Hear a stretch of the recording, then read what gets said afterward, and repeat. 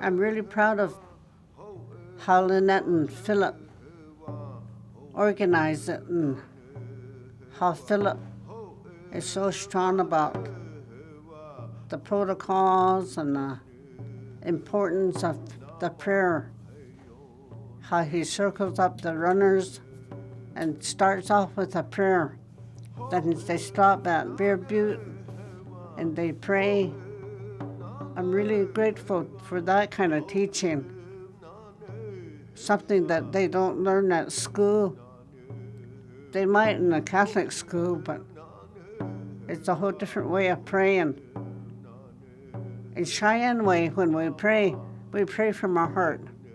We don't need a book to tell us somebody else's words. On the t-shirts this year, they had Hotnane, which means I am the earth. It is really important when we have our ceremonies, like the Sundance. They recreate the creation story, and it's really important that everything they use symbolizes Mother Earth. Like the kind of trees that they use. When you break the joints in a cottonwood tree, there's stars in between. And then the prayer cloths that people bring that they tie on a chokecherry branch, they tie them all up in the center. I always tell the young people that go in there to pray, if they come and ask me for help, I concentrate on the prayers. Just look at all the prayer cloths. There's hundreds of them up there. And all the people that they represent, pray for all those people, whatever their reason is why they're asking for prayer. And last summer, one young lady said, I never thought of them prayer cloths as representing those people that are asking for prayer. I said, well, some people are sick. Some people need help to be stronger in the choices they make. And everything that they do is a circle, like our circle of life. We start in the beginning as a baby, and as we grow into adolescence, we're learning it goes all the way around. You're learning till you die. You experience things, experience, that goes all the way around. You come learning constantly. A woman has power of life, and it's not the same as the power of life that the earth gives us. My grandma used to always say, the earth is powerful.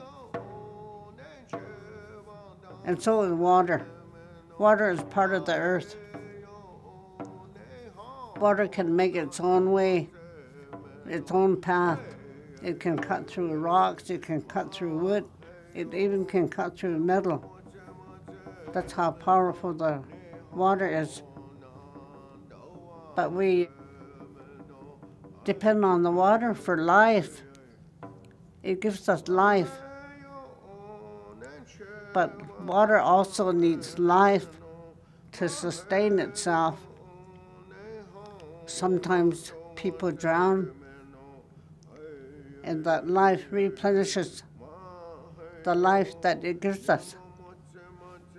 On the t-shirt it says, "Nidashive," which means, what is your name? I grew up with white people names. But it's important for us to have a Cheyenne name because we belong to a group, to a family. We're named after relatives or maybe whatever happened that day. I'll use my parents as an example.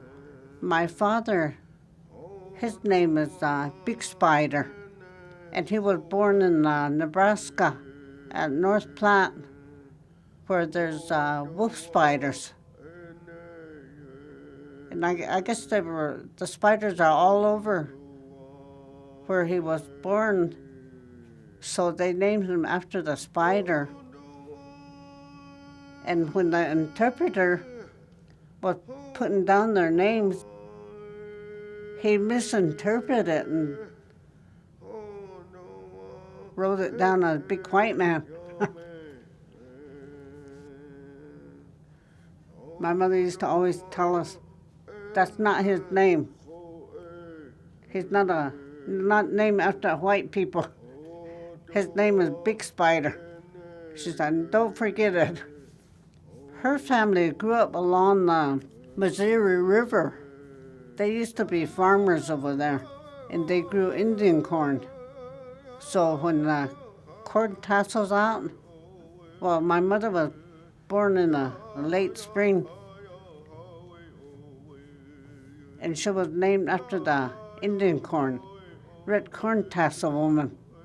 When the red corn tassels out, it's got a red tassel, and that was my mother's name. I'm named after one of my father's contrary sisters. She was one of the leaders in the contrary society. My father used to always say, you have to follow her way of life. When I look at that old lady, she always had a blanket on, and I used to always tell my dad, she looks so mean. He'd say, well, she's not mean. You need to learn what she knows. My brothers are named after my great-grandfather's brother. One of my brothers is named after my father's cousin. It's Cedar Man. My other brother is two persons. My sister's name, Hollywood Woman. And we gave that name to one of her great-granddaughters on the run.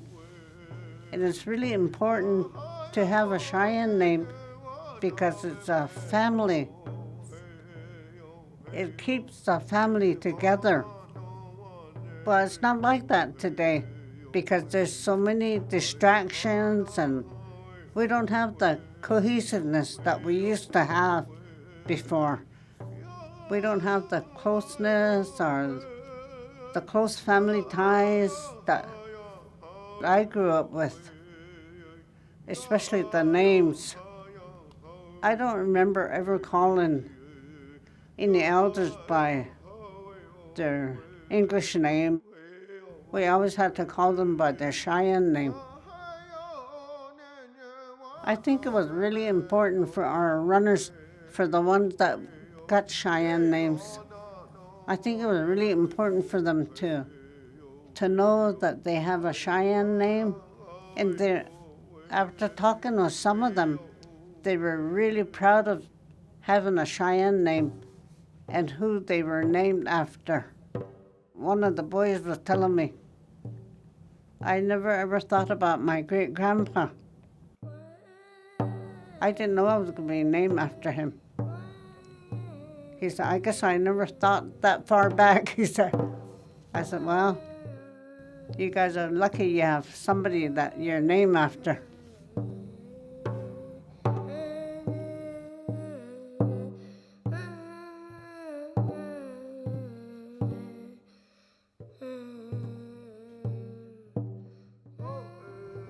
I'm really proud of the young people that come on the run, and I'd like to encourage them to keep on following the ways of the run, how organized it was, and the rules that they have to go by to make the right choices.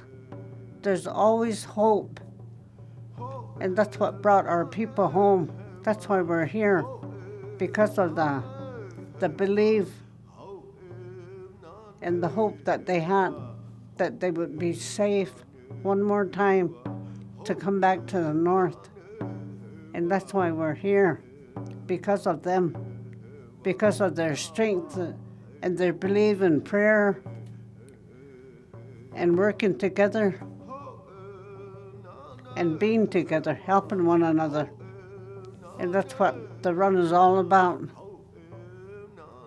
Kind of the same way that the people came. I would like to just wish all the runners the hope that they have, that they can always make the right choices for themselves, to be a strong person.